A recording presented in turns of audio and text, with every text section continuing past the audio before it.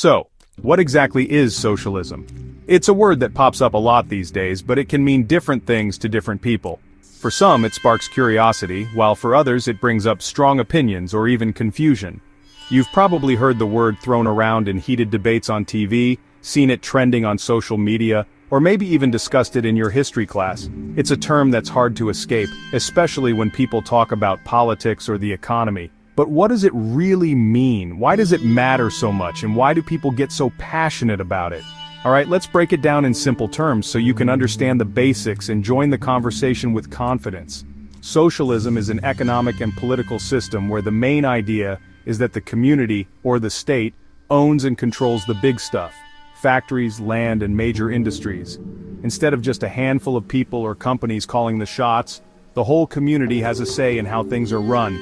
Instead of a few people or private companies making big profits, wealth and resources are shared more equally among everyone. The goal is to make sure that no one is left out or left behind, and that everyone gets a fair share of what society produces. Imagine you and your friends run a lemonade stand together on a hot summer day. You all pitch in, some squeeze lemons, some handle the money, others attract customers.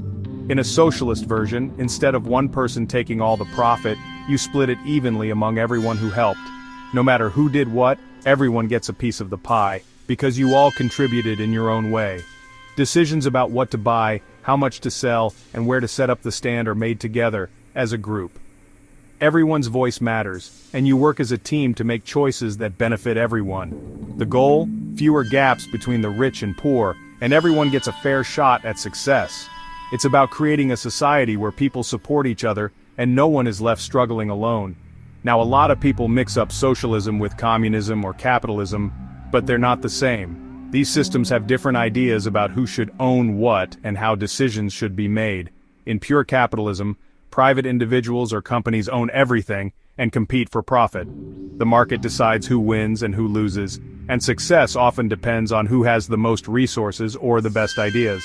In communism, the government owns everything, period. There's no private property, and the state makes all the decisions about what gets produced and who gets what.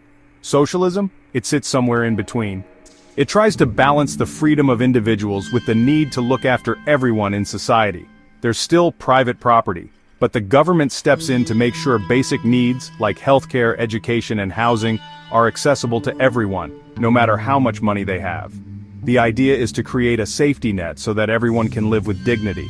Some countries, like Sweden or Denmark, use a mix called democratic socialism.